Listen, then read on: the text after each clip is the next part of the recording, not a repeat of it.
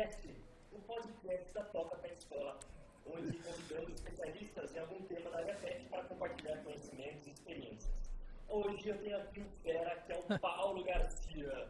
O Paulo é responsável pela divisão de adestramento da Toca Pet Escola. Paulo, bem-vindo ao nosso podcast. Eu que agradeço aí o convite, né? É uma honra estar aqui, é uma honra poder falar para o seu público também. Bacana.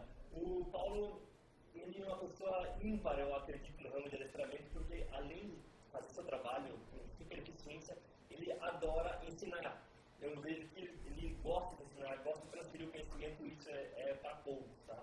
Então, Paulo, o que é mais fascinante no adestramento de cães? Eu vou ser sincero para você, eu acho que cada pessoa tem um tipo de vida, um estilo de vida e graças a Deus nós temos os pets para nos acompanhar durante o nosso percurso de vida, certo?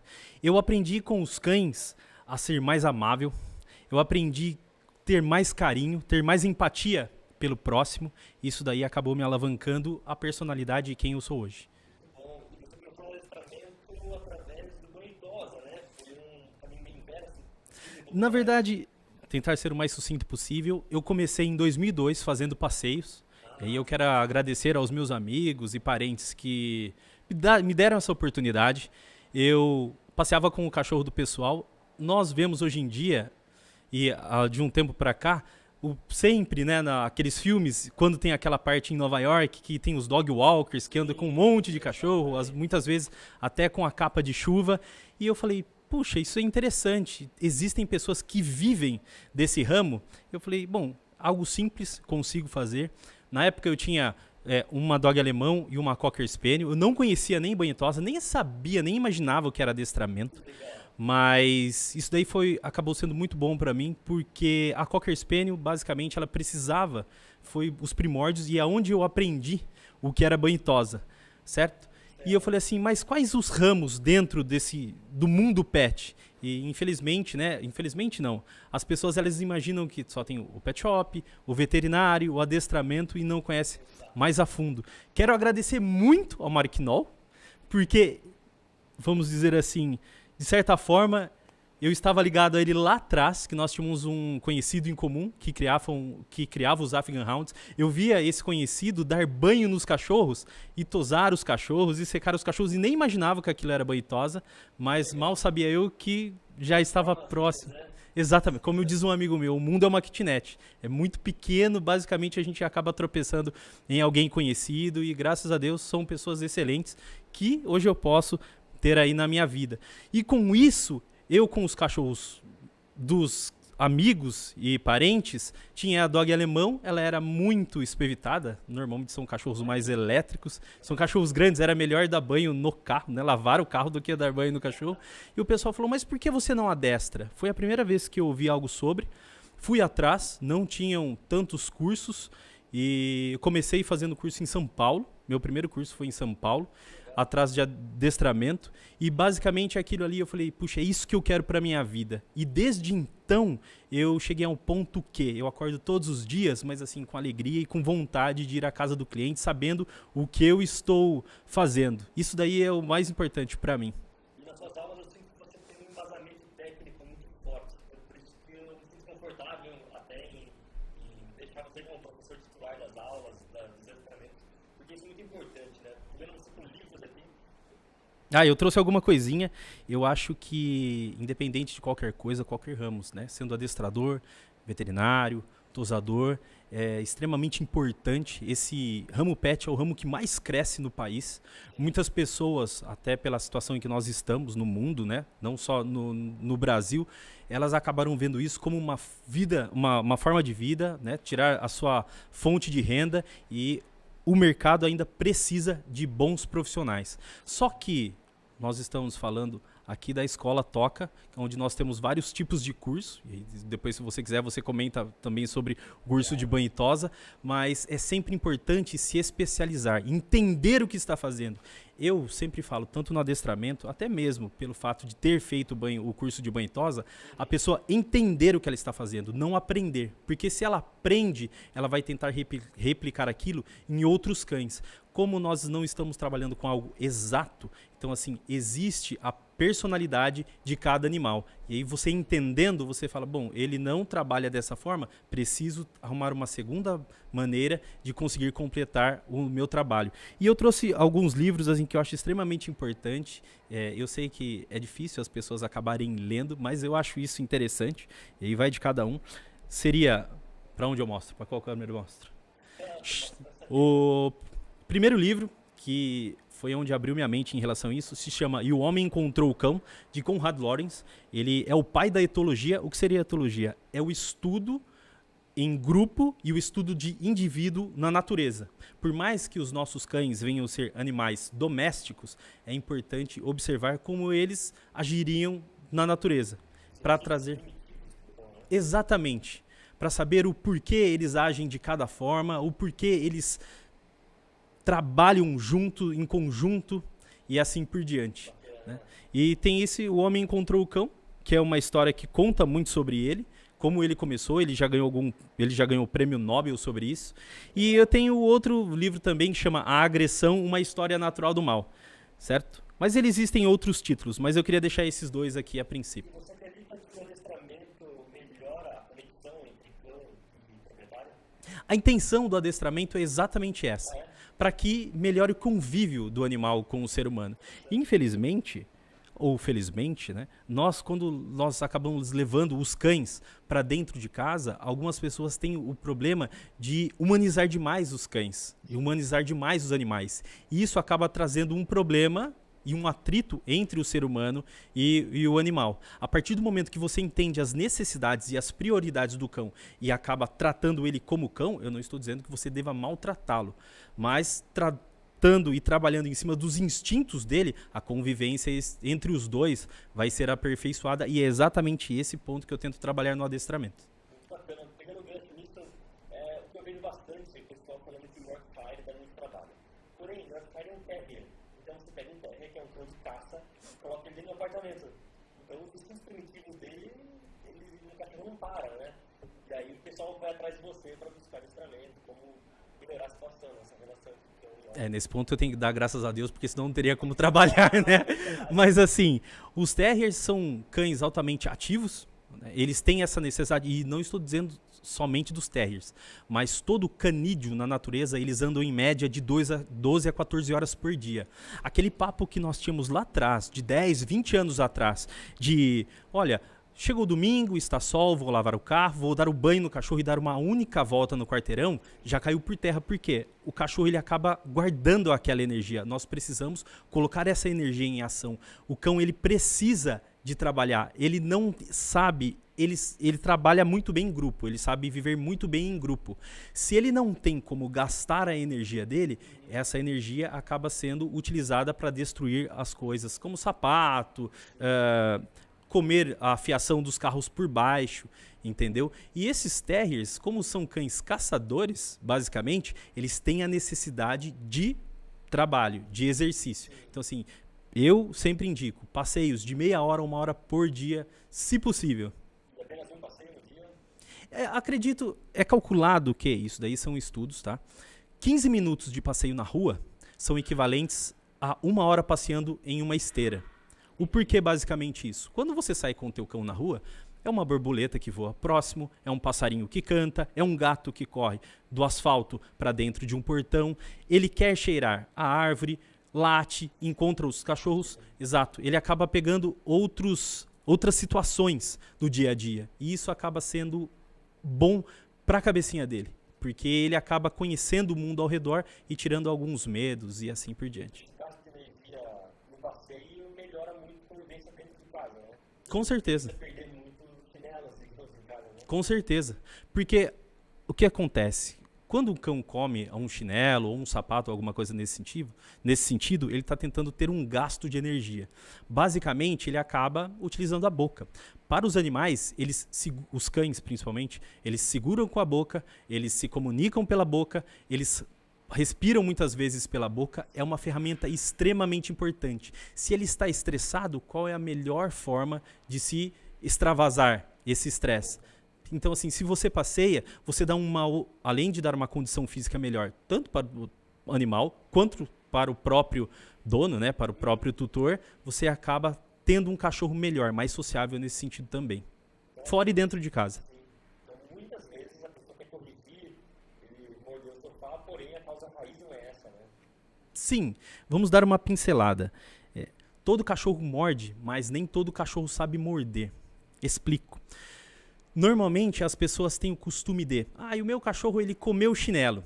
O que normalmente eles fazem? Eles acabam comprando um brinquedo que fica prático, melhor para que o cachorro morda. Normalmente são ursinhos, bolinhas e algo nesse sentido.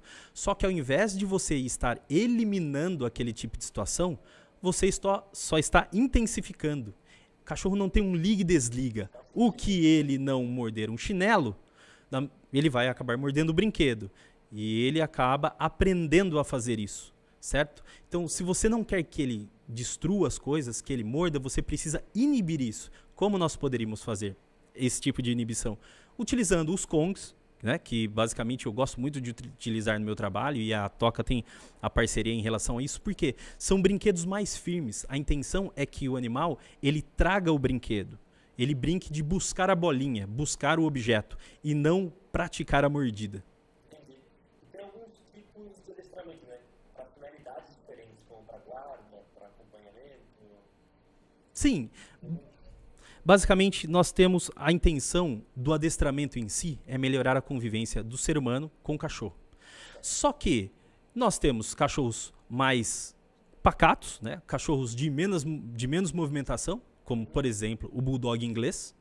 Mas nós temos, por exemplo, o Malinois. Nós temos, por exemplo, o Pitbull. Nós temos, por exemplo, o Weimaraner. E assim por diante. São cachorros que têm a necessidade de fazer uma quantidade de exercícios maiores. Então você consegue canalizar com alguns esportes e alguns treinamentos. Então é necessário, antes de escolher um cão, antes de escolher a raça, pensar qual é o comportamento do cão, né? Você bateu na tecla que eu sempre falo, e aí todos os alunos que assistiram às minhas aulas podem colocar aí embaixo nos comentários. O ser humano tem o péssimo costume, e aí eu digo todos, me incluo nisso. Quando você vai comprar um equipamento, o correto antes de você ligar o equipamento seria procurar sobre o equipamento, observar todas as funções do equipamento, ler o manual de instrução, aí sim você parte para o equipamento. O que normalmente acontece? Nós compramos um equipamento, automaticamente deixa-se o manual de lado e aí você faz o quê? Começa a utilizar. Só que chega uma hora que você fala, puxa, eu não estou sabendo como funciona tal função desse meu equipamento. Como é que eu resolvo isso? Certo? E aí é aquele ponto que você precisa voltar lá atrás para descobrir como é que funciona o equipamento, você vai atrás na internet e procura conhecimento. Com os animais, acredito eu, e vejo a maioria dos meus clientes e a maioria das pessoas exatamente assim. Ao invés delas entenderem, buscarem a origem dos cães, o porquê eles agem daquele jeito, o porquê eles têm aquele tipo de pelagem, o porquê eles latem, o porquê eles não latem, eles simplesmente, é um cachorro bonito e leva para casa. E aí você vê muitas pessoas com problemas com várias raças conhecidas, né, que acabam levando o cachorro pela beleza, e não culpo isso, porque muitas vezes eu fiz também dessa forma, mas você acaba tendo um problema porque ele tem um tipo de personalidade, ele demanda tempo, conhecimento e tem a necessidade dessa companhia. E o cachorro, independente do tamanho, se você não se torna um dono para ele, se ele tiver uma personalidade dominante, ele acaba tomando a liderança na casa. E aí você acaba tendo cachorros mais, não agressivos, mas mais rebeldes. Sim. E você está fazendo um trabalho também de adestrar um cão para uma parte mais medicinal, certo? Sim. Um pouco mais disso. Vou contar uma coisa. Eu vou contar uma coisa para você. Há muitos anos atrás, quando eu posso falar o nome, é do seu Pedro, ele é dono da Galhofas em Dramas, é uma... Como é que chama? Eu esqueci. O pessoal de teatro, ele vai me matar quando ele escutar isso aí. Ele tem uma companhia de teatro. E ele tinha 2 cães, a Lili, que era uma vira-latinha, e o Tuco, que era um boxer. Na época, tinha uma casa de repouso próximo de casa. E eu pensei, sabe o que eu vou fazer? Eu vou começar a levar alguns cachorros dos meus clientes para poder brincar. E aí eu vou adestrando eles, ensinando eles dentro desses locais. Conversei com a pessoa que era responsável, comecei a fazer isso. Uma pessoa me disse o seguinte, Paulo, o problema é que um dia você vai ir embora e essas pessoas vão ficar sem ninguém. Conversei com ele sobre isso e ele me deu o maior conselho possível e o melhor conselho possível. Ele falou, Paulo, pode ser que um dia você vá embora. Como eu acabei indo embora daquele tipo de situação, já nem existe mais. Mas ele falou assim, pense que um dia eles vão lembrar que alguém parou e pensou neles, nesse sentido. E eu tinha esse sonho lá atrás. Eu tenho uma honra muito grande e ficou guardado isso no meu coração. Começamos essa parceria com a Toca, já há um certo tempo, desde que você me convidou e me ligou, me lembro como se fosse hoje.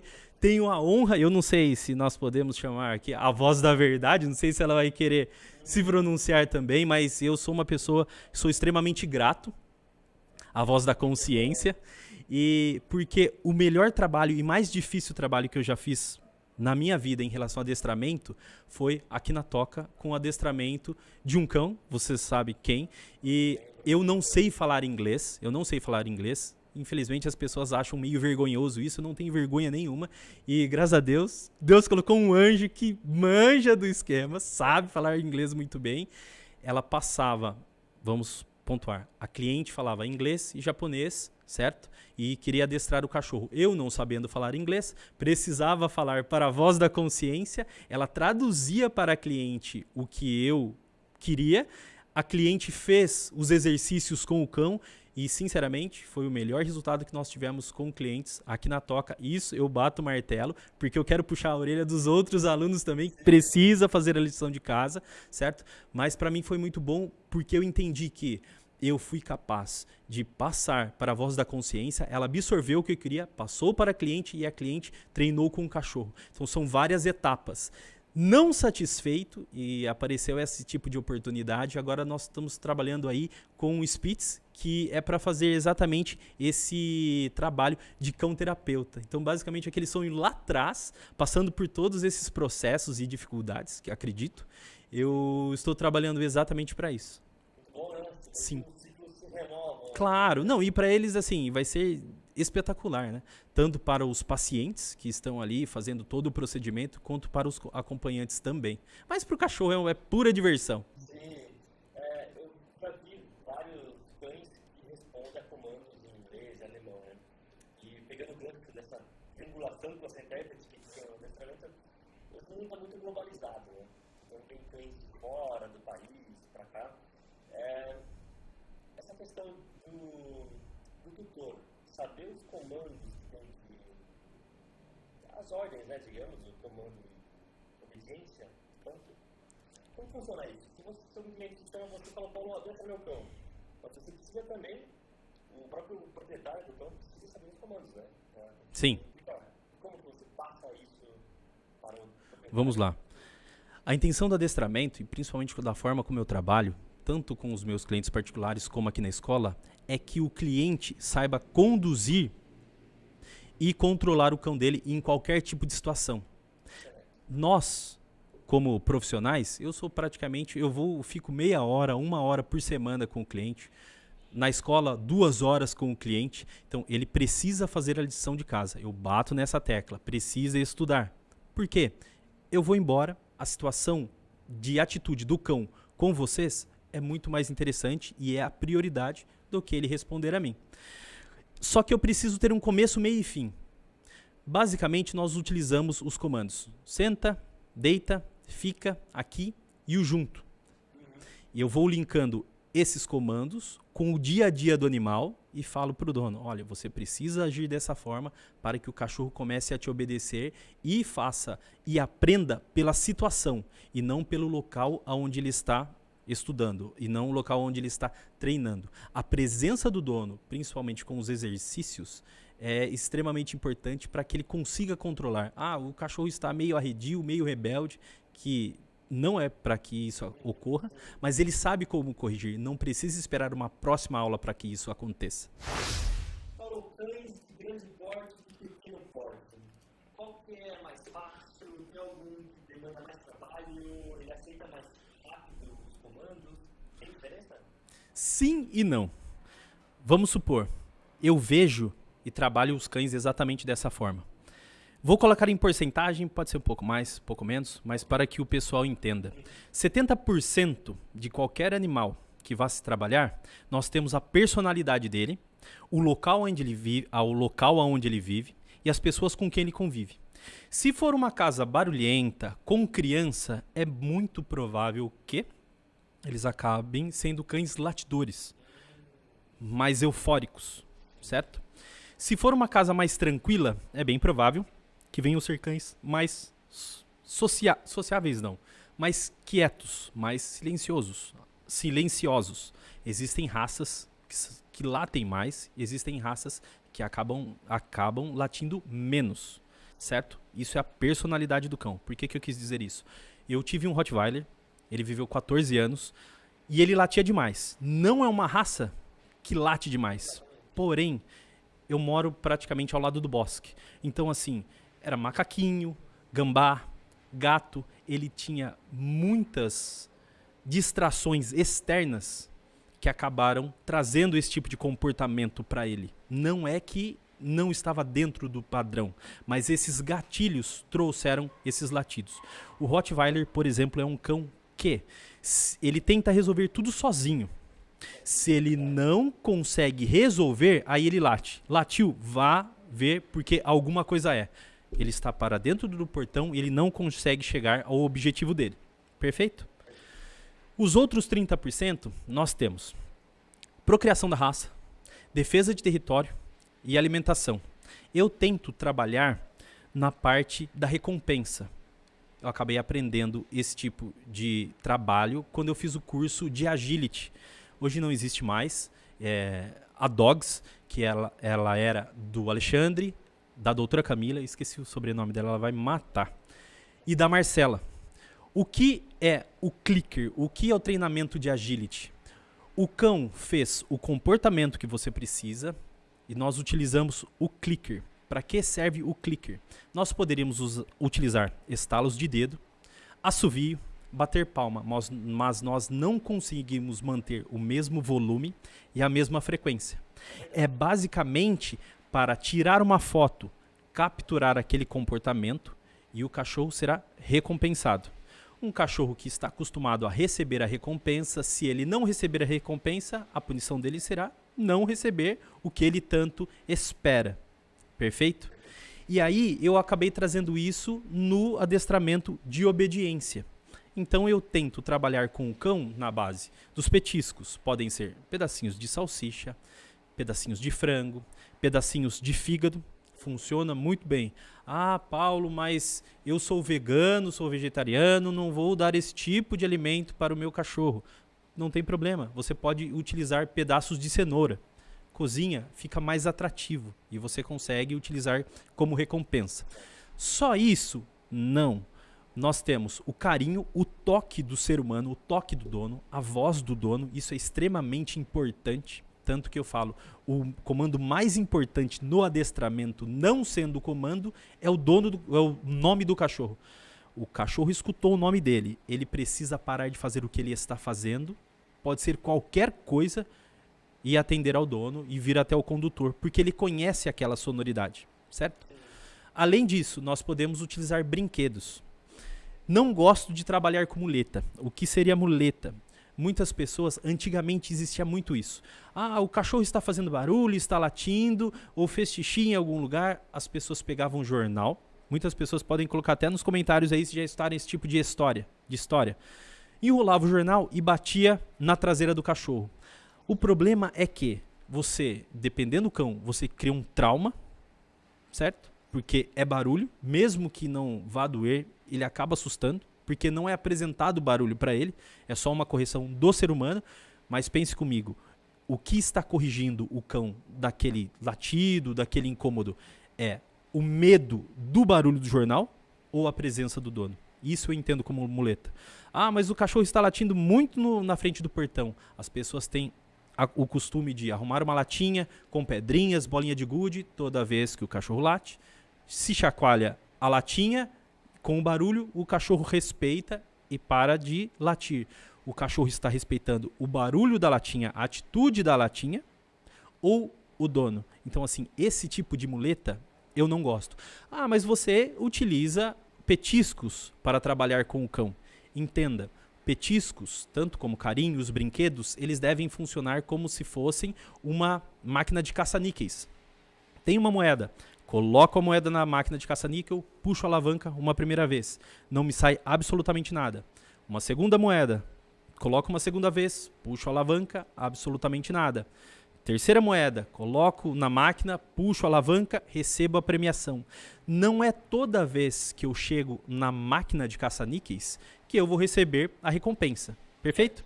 No princípio, é extremamente importante que o cachorro tenha esse costume de escutar o clicker. Ah, mas eu não tenho dinheiro para comprar clicker, é muito difícil, o correio não chega na minha casa, ou algo nesse sentido. Lembrando que aqui na Toca nós temos os clickers, se as pessoas estiverem interessadas, certo? Você pode utilizar a caneta. Aquele barulhinho da caneta funcionaria. Exato, esse clique da caneta. Só que, com o tempo, essa molinha acaba afrouxando. Então, assim, como recurso inicial, seria importante que depois conseguisse um clicker também. Beleza? Isso daí é para custo zero. Mas para poder compensar esse tipo de trabalho. Com o tempo, nós, como a máquina, nós começamos a tirar os petiscos.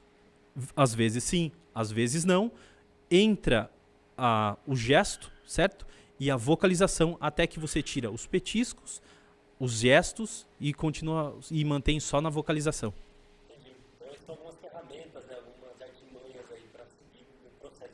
Sim, não existe certo ou errado.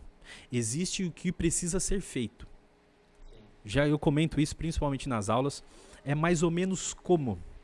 Por isso eu falo para as pessoas, independente o que se faça no mundo pet, procure se especializar. Sempre. Sempre tem alguma dica que pode fazer a diferença naquele instante para atender um cliente. Todos nós, basicamente, nós temos a internet. Nós temos alguém que nos traz essa internet, uma operadora que faz isso por nós. Se você, e isso é muito comum, perdi a internet, você tira o conversor da parede e liga o conversor na parede novamente, não funciona a internet. Liga na sua operadora de internet. O que eles dizem, normalmente passa até pelo computador, né? Pelaquela voz, pela secretária eletrônica. Exato. Não, mas isso eu já fiz, não resolveu. Chega no atendente, que é tão difícil. Ela fala assim, senhor, senhora, desligue o conversor da parede e ligue novamente. Aí você diz assim, mas isso eu já fiz e não me resolveu. Aí a pessoa, o que ela diz? Então assim, daqui em diante eu não consigo resolver para você. Eu vou fazer o seguinte, eu vou terceirizar esse serviço e chamar um técnico, certo?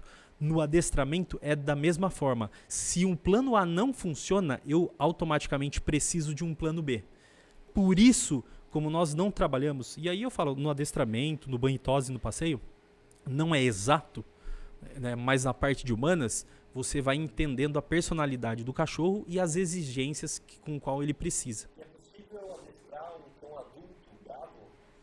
Sim, vamos por partes. Vamos por cães adultos e aí eu passo ao ponto de bravo, perfeito?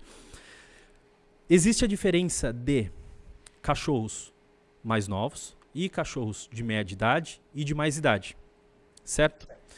Um cachorro filhote, a cabecinha dele funciona como um ser humano, é uma esponja.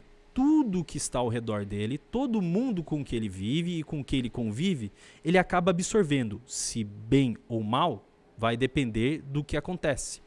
Quando o cão vai ficando adulto e vai chegando à fase de vovozinho, à fase de mais idade, eles aprendem. Só que é necessário que você faça com mais vezes, certo? O que você deseja e em menos quantidade. O cachorro ele aprende por repetição e não por tempo acumulado. E com constância. Vamos lá. Se eu pegar um cachorro, exemplo, quero que ele sente. Pego o cachorro, abro o portão, saí para fora do portão. Não deu 15 segundos. O cachorro sentou do jeito que eu queria. Perfeito. Posso terminar o treinamento exatamente ali. Nossa, mas não deu 20 segundos de treinamento. Mas ele fez exatamente o que eu queria. Se eu for fazer o cachorro sentar e treinar ele 2, 3, 4 horas, primeiro, ele vai começar a ficar muito cansado. e às vezes irritadiço. Só que o treinamento é como um jogador de pôquer. Ele joga a primeira vez, a segunda, a terceira, e ele precisa saber a hora de parar. Porque senão ele acaba não tendo o resultado que ele quer. No adestramento, exatamente da mesma forma. Então, se você passa muito tempo, o cachorro vai ficar arredio. E você não pode simplesmente, não fez o que eu queria, vamos parar por aqui. Então, isso daí você acaba perdendo o controle sobre o cão. O importante é que ele faça bem o que você quer e ele termine da melhor forma possível. É lógico que, assim, quando eu vou a um cliente, a média das minhas aulas são de 30 a 40 minutos. Mesmo porque se eu fizer uma aula de 20, 30 segundos, o cliente vai falar, cara, que absurdo isso, não existe uma coisa dessa, certo? Então, assim, e é importante a continuidade e sempre que for possível. Tem um período que o cão esquece, por exemplo, faça um comando de senta, onde ele sabe, se eu ficar 2 minutos sem fazer esse comando, ele esquece? Sim. Ele acaba não precisando daquele tipo de estímulo e ele acaba não fazendo mais. Mas se você treinar novamente, isso novamente acaba a acontecer. Ele volta aos comandos. Aí vem aquele ponto que você disse sobre a inteligência do animal. Os animais e os canídeos, os cães, eles não têm uma inteligência lógica. Eles agem por instinto. Essa lista está na quantidade de vezes, e normalmente é medido, né, se conta até uma quinta vez que você tenta fazer um comando ou uma ação e ele acaba respondendo e aprendendo. É exatamente isso. Porém, existem os cães que não são rebeldes, mas eles testam demais. Poodle, sim, e o treino. O Poodle é um cão que adora testar. Como exemplo do senta, normalmente eu coloco o cão sentado ao meu lado esquerdo, certo? Só que, com o tempo, ele fala assim, vamos fazer o seguinte, eu vou sentar um pouco mais inclinado para o lado de fora, ou prestar atenção, ou estar meio metro de distância. Isso é um teste. Se o condutor não corrigir isso, o que normalmente acontece? O cachorro começa a fazer esses tipos de testes, fala, bom, ele não vai corrigir mesmo, então deixa agir do jeito que eu preciso. E aí você precisa ponderar o que é cansaço e o que é teste dos cães. Se eu não me engano, é o terceiro. Mas aí tem um porém, que vocês entrevistaram o Sérgio Villassante, que assim, é uma autoridade. Eu nunca tinha visto e não conhecia o Poodle gigante. Na realidade, aqueles são os reais Poodles. Esses Poodles menores que nós temos não têm as características, nós chamamos de Poodles, mas para o que ele foi criado. Porque basicamente o tipo de tosa e aquele tamanho. Os Poodles gigantes não são cães que ficam latindo. Não são cães latidores. Eles eram utilizados na Alemanha para caçarem as trufas. E trufas não é aquela trufa de chocolate que todo mundo adora. Eu antigamente, quando alguém falava trufa, eu falava, mas que é isso daí? É uma fruta, é extremamente caro, se eu não me engano. Hoje em dia existem algumas pessoas, alguns caçadores de trufas que ainda utilizam esse método para capturar, né, para colher essas trufas, mas eles precisam ter autorização e elas ficam ao redor dos lagos. Como tem muita lama, muita água, os poodles têm essa características de serem mais pernaltas e altos, porque eles andavam ali e eles não afundavam. E ele tem uma característica de pegar essa trufa e eles precisavam delas inteiras para terem valor. Eles não destruíam, então assim, eles pegavam aquelas trufas, mas com cuidado. Assim, o focinho do poodle é alongado também. A proporção do crânio dele, o focinho, agora não vou saber ao certo, mas assim que é sim. Mais alongado. Mas é basicamente isso daí. Só que para o ser humano foi interessante eles serem menores para poderem estar dentro de casa e assim por diante. Que também não acho errado isso. No processo de adestramento, tem algum ponto negativo para o cão? No sentido de ele não fazer mais seus instintos primitivos? Na verdade, até quando eu comentei sobre a etologia, eu tento trabalhar exatamente dessa forma. O cachorro não é para que ele vire um robô. Normalmente as pessoas falam, mas o cachorro da polícia.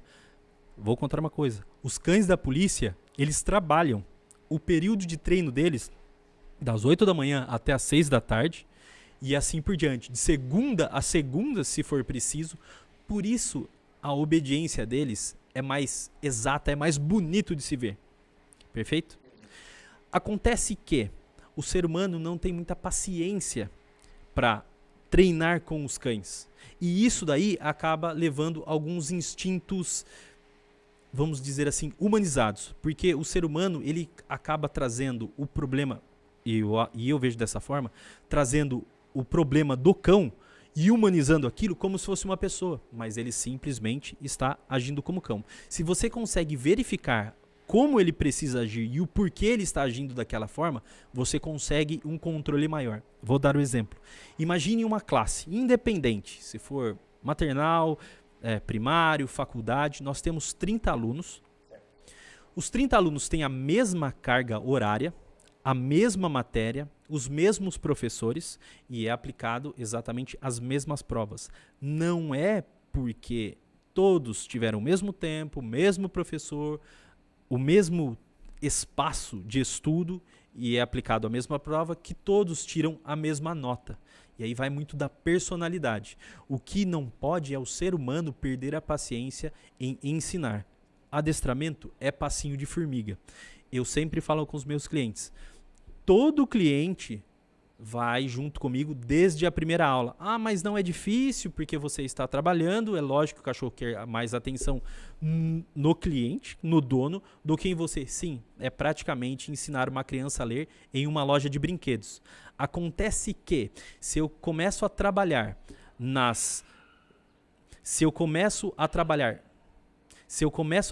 com as distrações, eu consigo ter um resultado mais exato. Porque se eu trabalhar em um lugar silencioso e sozinho, a hora de mostrar para o dono, a hora de estar fazendo o treinamento mesmo, para que o cachorro acabe agindo daquela forma, o dono vai falar, poxa, mas você está treinando há tanto tempo e o cachorro não está agindo. E aí eu falo, olha, você vai fazer a lição de casa exatamente desse jeito. E eu falo para os meus clientes, treinem com os cães. Ah, detalhe, não adianta o cliente dizer assim, eu estou treinando. O cachorro mostra se isso está acontecendo ou não. Quem conhece, bate o olho, a gente percebe isso. A evolução do adestramento do cão é totalmente proporcional ao tempo do... Exatamente. Então isso não influi nos primórdios, no primitivo do animal. Ele continua sendo animal, a diferença é que ele vai ter esse coleguismo e querer estar sempre junto com o dono. Um ponto muito importante, pessoas que criam pássaros e pessoas que criam gatos, elas percebem muito mais isso porque eles têm a intenção de cuidar e ter o contato com o animal muito maior do que o dos cães. Normalmente quem tem um pássaro, um periquito, papagaio e assim por diante, cada um tem o pet que prefere, que precisa, eles querem estar com o passarinho no ombro, nos dedos, ter aquele contato o tempo todo quando estiverem juntos ao animal. Donos de gato da mesma forma. Certo? Querem estar junto com o gato em cima do sofá e assim por diante. Os cães, o pessoal esquece que animal não é bicicleta, não é televisão. Você arruma o animal, você arruma o pet, com o tempo você vai perdendo interesse e deixa ele no quintal ou dentro de casa. Você precisa ter esse contato o tempo todo com ele. Vou pontuar uma coisa que o pessoal diz, mas os cachorros que vivem no quintal acabam vivendo menos do que os cães que vivem dentro de casa. Acontece que o cachorro que está dentro de casa, que sobe em cima da cama, sobe em cima do sofá, você tem contato com ele o tempo todo, você encosta nele o tempo todo. Se aparece uma verruga ou qualquer outra coisa, um corte, você percebe meio que de imediato e você consegue resolver o tipo de problema. No quintal, se você não dar banho no seu animal, é lógico que tem alguns cães que você precisa levar para o banho tosa, mas assim, não ter esse contato diário com ele, de escovação e esse tipo de coisa, um problema, você acaba falando, nossa, mas não estava aí ontem. E assim, já passaram 2 semanas. Do que você perguntou de cão bravo. O que acontece? Existem clientes que têm os cães para guarda e normalmente eles ficam em empresas. São aqueles cães que você chega no portão, ele quase te come pela grade, vamos dizer assim.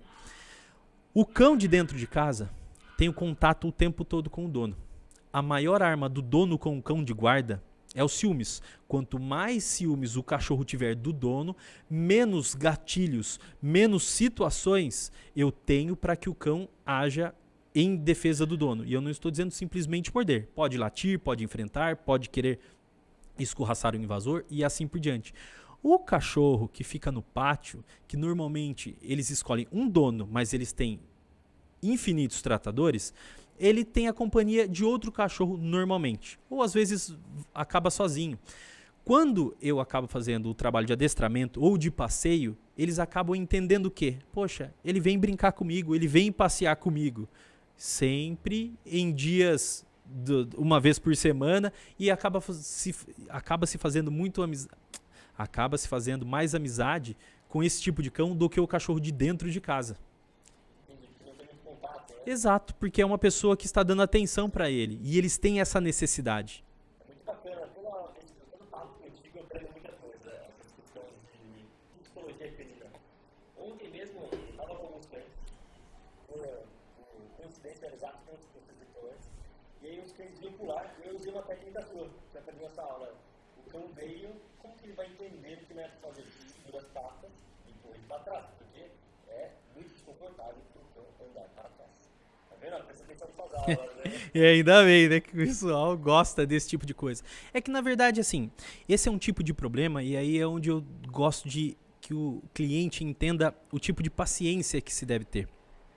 Lembra que eu comentei que um dos fatores e um dos incentivos é a voz do dono, o toque do dono? Se eu estou lavando o quintal de casa, e normalmente isso acontece com os cães maiores, certo? Ou cães de altura mediana. Você está lavando, o cachorro se molha, ele vem e tenta brincar com você, ele pula em você, coloca as patas na tua cintura, na tua perna, você está em casa, lavando o quintal. Não faz diferença nenhuma, você simplesmente para. Só que, o que acontece? Você está pronto para ir trabalhar, o cachorro está na garagem, está um dia chuvoso, ele está com as patas molhadas, você está com a roupa limpa, você precisa sair. Ele acaba vindo com aquele mesmo tipo de intenção. Se ele pisa no dono, o que normalmente acontece? O dono coloca mais energia, segura no cão, que já é um incentivo, e empurra o cachorro para baixo e fala não. O cachorro, e eu vou fazer um parênteses sobre o não mais para frente, mas assim, o toque e o fato de colocar mais energia para colocar o cachorro para baixo, para o cão acaba sendo um incentivo. Então ele começa a entender que toda vez que eu pular, olha só, ele começa a me agradar de uma melhor forma. Então você acaba, ao invés de resolver o problema, você acaba trazendo um problema para isso. O que eu falo a respeito do não? Eu não gosto de usar a palavra não em adestramento e para cães. Porque para o ser humano, a palavra não, ela faz muito sentido. Nós, o ser humano, fala não, basicamente, várias vezes no mesmo dia e a gente nem se dá conta disso. Muitas vezes com o movimento corporal, às vezes você está em um carro, alguém te oferece alguma coisa, a pessoa nem vai te escutar, você sinaliza não. Para o ser humano isso é muito vívido. Se você começa a usar essa palavra que normalmente o ser humano fala repetidamente durante o dia, o cachorro vai começar a assimilar aquilo como uma coisa negativa, ao invés dele se aproximar de você, pela intensidade que o ser humano utiliza da palavra não, ele vai começar a se afastar. Um exemplo prático disso. As pessoas começam a passear com os cães. E quando o cão se afasta, ou ele traciona, ele vai para frente, a pessoa fala junto e puxa a guia, e traciona a guia. Você acha que se o cachorro escutar junto, que era para se trazer o cão, mas receber um puxão, e esse junto vem ríspido, a intenção dele vai querer se aproximar do condutor? É claro que não. Toda vez que ele escutar o junto, ele vai querer se afastar ao invés de estar próximo. Então, assim, para se trabalhar com o animal, se você brigou com teu namorado, namorada, esposo, esposa, não está bem, eu prefiro que, ao invés de treinar, deixe o cão num local, se acalme, porque os cachorros eles fazem 100% da leitura do ser humano, e não só de vocalização, mas como os gestuais também. O ser humano não consegue... Perdão, pode falar. É uma super interessante, porque essa psicologia canina que às vezes é reversa, né?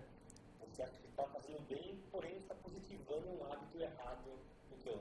É esse ponto que eu digo de humanizar. A necessidade de estar na hora, pronto ali para o ser humano, é muito clara. Como que você comentou, o cachorro pulou, ele automaticamente, o cachorro precisa descer porque, olha, sujou a minha roupa, eu preciso ir embora trabalhar. O cachorro não tem a mínima noção do que está acontecendo. É mais fácil que você o ignore, se possível, e aí eu posso até dar exemplos, do que você incentivar. Como assim? Exemplo da brincadeira da bolinha. Como é que começa a brincadeira da bolinha e como é que ela termina? Ela só começa quando o cachorro larga a bolinha ou que ele estiver na boca. Por quê? Ele soltou, automaticamente o dono vai pegar a bolinha e jogar a bolinha novamente. Ele vai buscar e vai trazer. Soltou, começa a brincadeira novamente. O que normalmente acaba sendo de incentivo e é comum é que o cachorro traz, a pessoa vai atrás do cão, segura, se é sendo brinquedo ou a bolinha, o cachorro entra no tal cabo de guerra. Para o ser humano é apenas um cabo de guerra. Para o cachorro, ele está entrando em disputa com o próprio dono. E normalmente, exemplo daquilo que eu comentei, se você está brincando simplesmente, só que eu preciso ir trabalhar, solta a bolinha, solta o pano, solta o brinquedo, você foi para o teu trabalho. Na cabeça do cachorro eu venci o meu dono. Então assim, ele não tem tanta personalidade e característica para continuar sendo dono. Nesse mesmo motivo de brincadeira, o cachorro vem e traz a bolinha. Muitas vezes você não consegue chegar perto. Por quê? Ele acaba querendo trazer a brincadeira do corre atrás de mim. Ele está segurando o objeto, ele agacha e é mais ou menos assim. Ele quer que você vá tirar isso da boca dele. Aí você vai atrás, aí ele corre de um ponto ao outro e fica naquela brincadeira de meia-lua, não deixando que você pegue o brinquedo. Então assim, ele trouxe para o outro tipo de brincadeira, não sendo a brincadeira da bolinha. Como é que... Exatamente. E aí ele está basicamente liderando a brincadeira. Como eu gosto de trabalhar dessa forma. Você joga o brinquedo, lembre-se, tudo é paciência, não é uma, não é duas, não é três e assim por diante. Você joga, ele trouxe o objeto até você, ele quer que você pegue ou quer entrar em cabo de guerra, ignore o cachorro, vire de costas. Por quê? Até que basicamente ele vai procurar os teus olhos, ele vai contornar você para que você veja, olha, eu quero brincar. E isso acaba acontecendo várias e várias vezes, até que ele começa a entender que tá ficando bem desinteressante isso.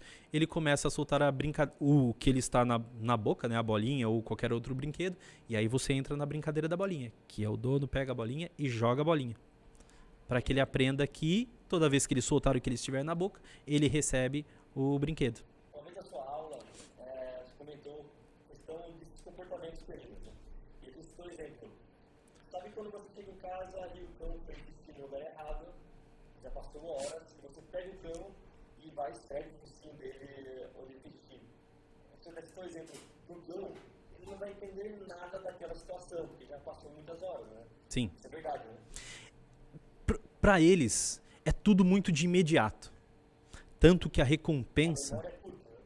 A memória é... Sim, na verdade assim, é pelo fato de repetição. Certo. O que normalmente acontece que os cães eles acabam destruindo o chinelo, roendo os pés da cadeira, almofadas e assim por diante. O camarada tem o cachorro, lembrando, eu prefiro que passeie com os cães. Não passeia, ele tem aquela energia. Você tem o teu trabalho, os teus contatos, os teus amigos, o teu cachorro só tem você. E aí, quando chega em casa e ele te espera, mas eu comprei um monte de brinquedo. Existem infinitos vídeos na internet. Filmei meu cachorro 24 horas enquanto eu estava fora de casa. Filmei meu cachorro enquanto eu não estava em casa. E você vê os vídeos, o que acontece? Eles ficam deitados. Eles levantam, bebem água, vão fazer xixi, ficam esperando o dono exatamente pela porta que ele entra. Ele espera esse contato. E ele vai guardando energia para poder brincar com o dono, com quem ele mais ama. Quando o dono chega, estou muito cansado, preciso tomar banho. Faz um agradinho no cachorro, mas aquele agradinho não foi o suficiente. E aí é aquele ponto que ele precisa gastar energia. Ele pega um jornal, pega uma revista, toda vez que ele pega ou destrói alguma coisa, ele acaba recebendo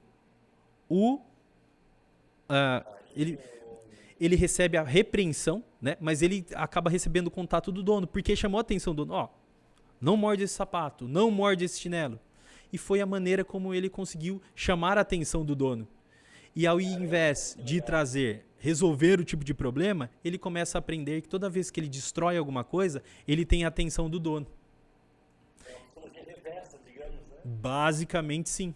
Então, assim, é extremamente importante reservar um tempo para os pets, assim, independente qual venha a ser. Né? Não adianta simplesmente ter o cachorro por ter e... Tem alguma raça que você gosta de adestrar? Aí o negócio pega fogo. Assim... Top 3, vai. Meu Deus do céu, não, é injusto. Mas vamos lá. E aí eu posso falar um pouquinho das pessoas com quem eu já trabalhei. O cachorro que eu mais me apaixonei foi o pastor de Malinois, o pastor belga. Na verdade, são 4 variações. Ele é o cachorro que é utilizado pela polícia no mundo inteiro. Em literaturas americanas, em literaturas fora do país, você vai ver eles comentando o Malinois como a Ferrari dos cães. E eu vou pontuar uma coisa. Para mim, sempre foi muito difícil. Por quê? Ele lembra um pastor alemão, mas não é um pastor alemão. Eu andava na rua, o pessoal falava, nossa, que cachorro bonito, você misturou pastor alemão com o quê para ficar com a orelhinha em pé? Aí eu tentava explicar, não, é um Malinois. Aí o quê? E assim, se escreve Malinois, não se escreve nem Malinois. Aí eu falei, meu Deus do céu, eu preciso aprender. Eu preciso aprender a esquecer esse tipo de coisa, senão eu vou ficar doido. É um cachorro extremamente ativo, 220, desencapado, por tudo que me é mais sagrado. E eu sou muito ruim para nome. Para nome de cães machos, tenho N. Para nome de fêmea, muito difícil. E eu comprei uma fêmea e eu coloquei o nome dela de Festa. Quando eu levei ela para casa, eu fiquei 1 mês sem ver essa cachorra deitar. Todo movimento que eu fazia, ela estava em pé, ou na porta da cozinha, ou do lado da minha cama. Eu não vi, por 1 mês eu não vi essa cachorra deitar. É muito acelerado, muito acelerado. E é um cachorro assim, não é um cachorro para qualquer pessoa. E explico, apesar de ser usado para guarda, para cão de guarda, e você vê muito isso em vários lugares, é um cachorro extremamente ativo. Mas é mais fácil você estragar um cachorro desse, principalmente para guarda, do que realmente ensinar. Existem as pessoas que treinam esses cães para os esportes, pode ser flyball, pode ser corrida, agility, o que você quiser. É um cachorro que faz... Qualquer coisa que outro cachorro faça, você consegue fazer com o Malinois também. E nesse ponto, o primeiro Malinois que eu vi na minha vida foi a Guará, que foi a mãe dela, que é do Renato Bueno. É um adestrador que, na verdade, ele é meu professor.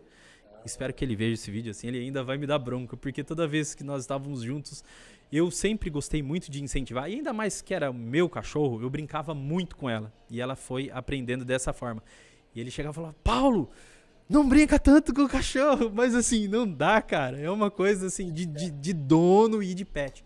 Além de serem os meus cartões de visita, eles eram os meus amigos.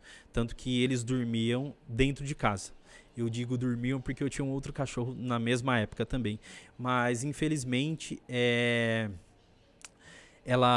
eles envenenaram ela e eu acabei perdendo ela em agosto de 2019. Então, assim, pra mim foi muito difícil, muito difícil. Mas é um cachorro, assim, se você pegar a bicicleta e correr 10 km, te acompanha. É um cachorro, se você pegar resolver fazer Cooper, te acompanha. É um cachorro que, se você resolver nadar, te acompanha. É pau pra toda a obra. E os cães nesse sentido. companhia como Lhasa, Fixo, Jaguar, eles são fáceis de adestrar? O adestramento desses cães depende muito do dono. Como eu disse, os cachorros que estão dentro de casa, você consegue um contato maior. Basicamente, você consegue direcionar mais fácil para o que você precisa.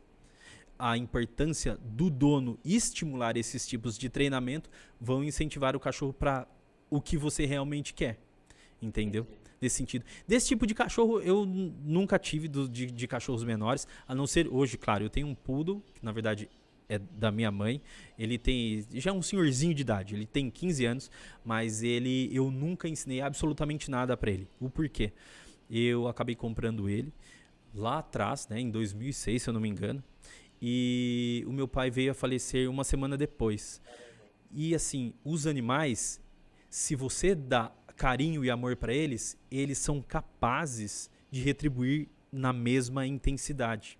Então assim, o que a minha mãe pensava, né, e o tempo que ela poderia estar pensando no que ocorreu com o meu pai, o cachorro ocupava o tempo dela, ocupava a vida dela. Então assim, foi muito bom para ela, né? E para ele também. E assim, se ele tiver um piripaque, ela vai junto, e se ela tiver um piripaque, eu acredito que ele acabe indo junto. Sim, então assim, de cachorros menores eu nunca tive dentro de casa. A segunda raça seria o Rottweiler, como nós havíamos comentado no começo. Cara, eu vou ser sincero pra você, então eu não quero falar a minha idade, mas assim, eu fiquei apaixonado quando eu vi um Rottweiler pela primeira vez, naquela novela Vamp, quando passou da primeira vez. Eu falei, que cachorro é esse? Eu fiquei impressionado, eu achei lindo, lindo, lindo. E eu falei, um dia eu vou acabar tendo um cachorro desse, e foi, graças a Deus eu acabei tendo ele, e ele durou, o nome dele era Odin, ele durou 14 anos. E aí, eu preciso pontuar uma outra coisa extremamente importante. E eu tenho que agradecer a Toca. Por que eu preciso agradecer a Toca? E você sabe disso. Nas aulas que nós fazemos aqui na Toca, não estava podendo ser presencial, certo? Você se lembra? E uma das alunas, ela falou assim, eu perdi o meu cachorro e não tenho como treinar.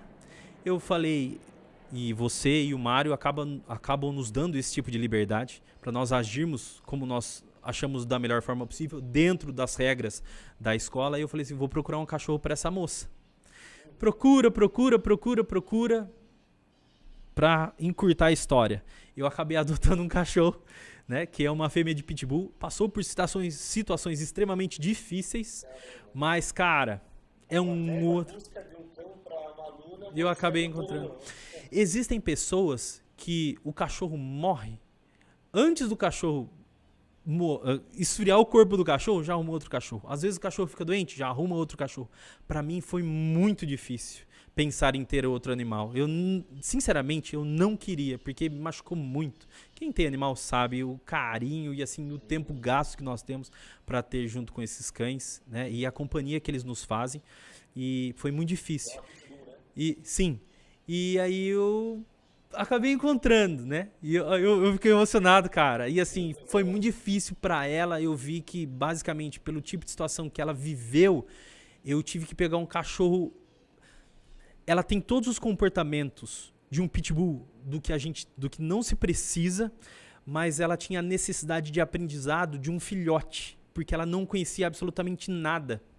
Então, assim, eu continuo trabalhando com ela, continuo me exercitando com ela, e assim, todo dia, no mínimo 5 km de passeio por dia. Cara, muitas vezes eu estava dando aula, e eu comentei isso com os alunos da Toca, eu dando aula e ela deitada na minha cama, a cachorra virou um outro cachorro, nesse sentido. Só pontuar uma coisa importante, não quero dar menos importância para nenhum dos meus cachorros, mas cada um teve a sua função na minha vida. E esse Rottweiler, eu acabei comprando ele na mesma época do Poodle, foi quando meu pai faleceu.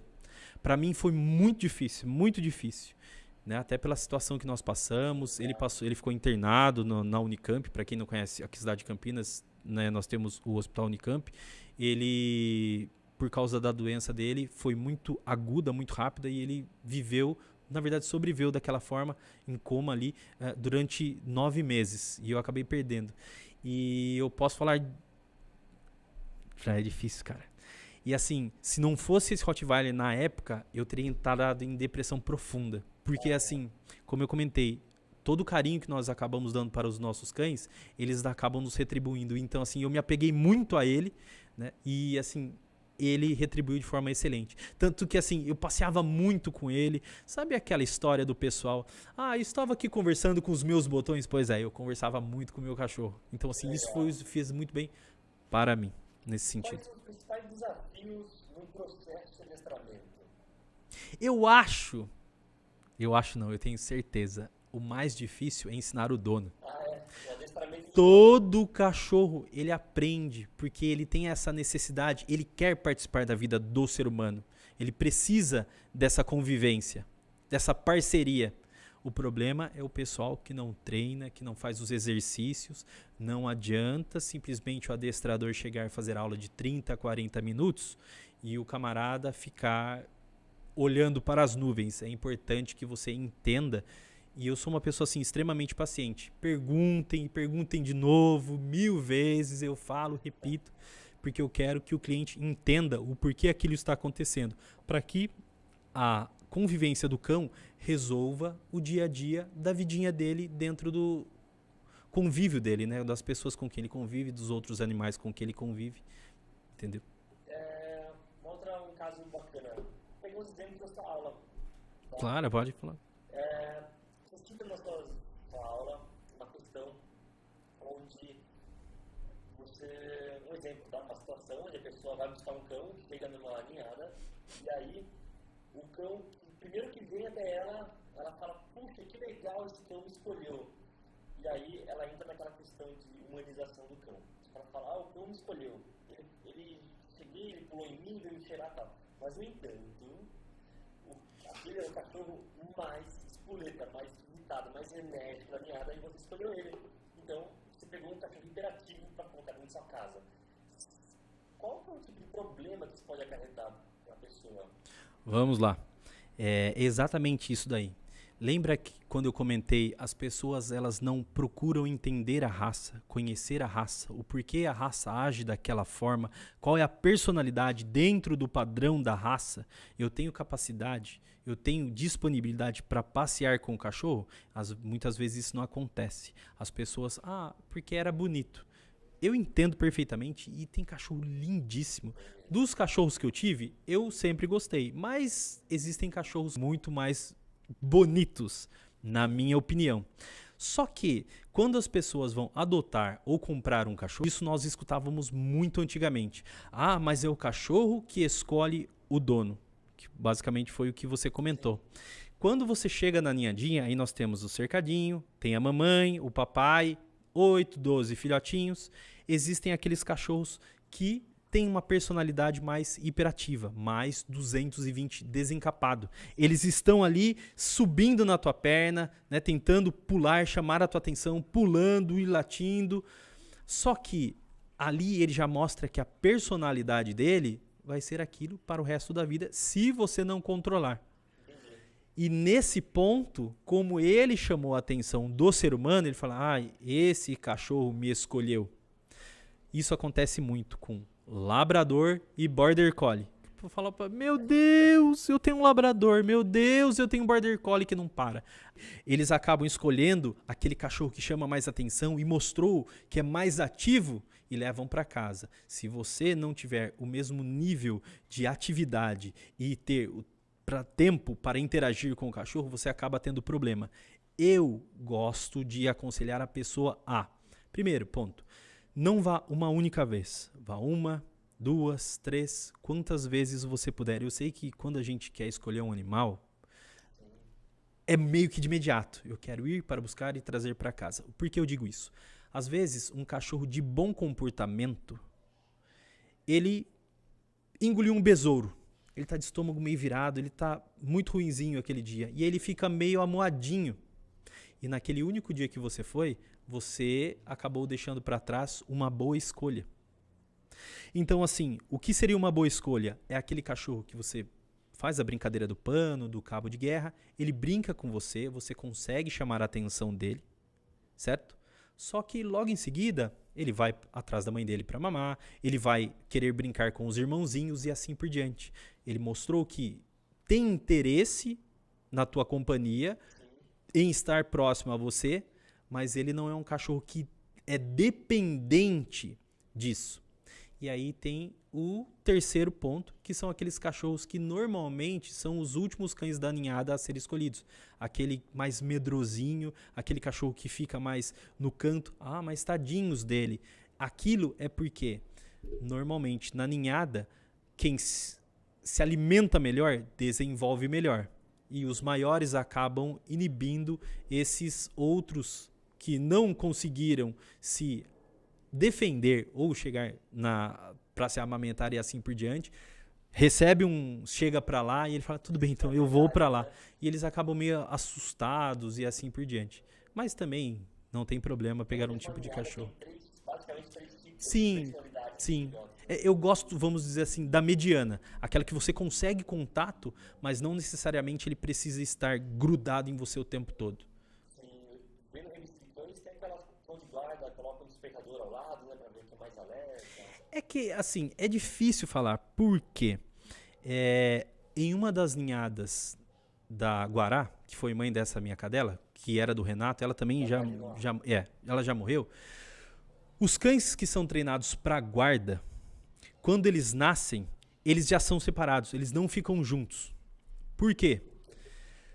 Eles têm a brincadeira de filhotes, entre eles. Só que imaginamos que nós somos da mesma ninhada. Eu vou e mordo você, certo? Eu coloco um certo tipo de força. A guarda, você necessariamente vai precisar da ferramenta mordida. Se eu acabo mordendo você e você revida, concorda comigo que a minha segunda tentativa eu não vou colocar tanta força na mordida? Então assim, você acaba inibindo uma atitude que você precisa lá na frente. Se você separa os filhotes, logo de início, você não tem esse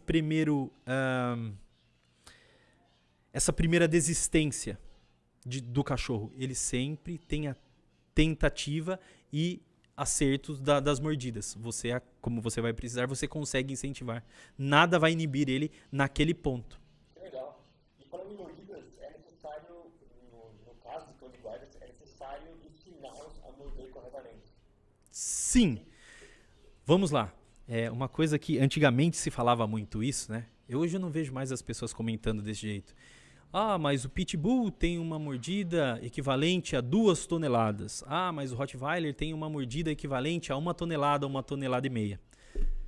Ponto. Pitbull eram cães de rinha. Lá atrás, na Inglaterra, eles cruzaram os Bulldogs com os Terriers para criar um cão, vamos dizer assim, um cão de combate. Certo?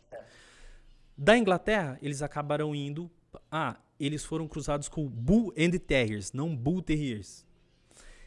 Com os Terriers. E eles foram levados para os Estados Unidos. Nos Estados Unidos, como você sabe inglês, você pode me corrigir que eu não sei a pronúncia certa.